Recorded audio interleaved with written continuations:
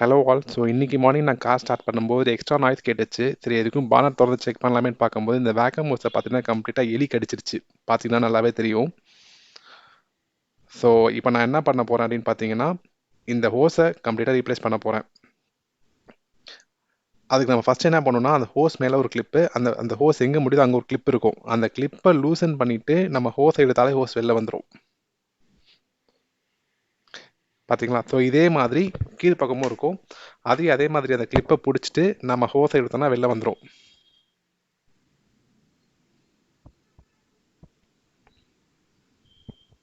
Once அது வெளில எடுத்த பிறகு என்ன பண்ணுங்கன்னா, இந்த டியூப் கொண்டு போய் அப்படியே பக்கத்தில் இருக்க ஆட்டோமொபைல் ஷாப்பில் கொடுத்தீங்கன்னாக்கா, மீட்டர் கணக்கில் இதே மாதிரி ஹோஸ் கொடுப்பாங்க. நான் ஒரு 1 மீட்டர் வாங்கின அரௌண்ட் 40 ருபீஸ் வந்துச்சு.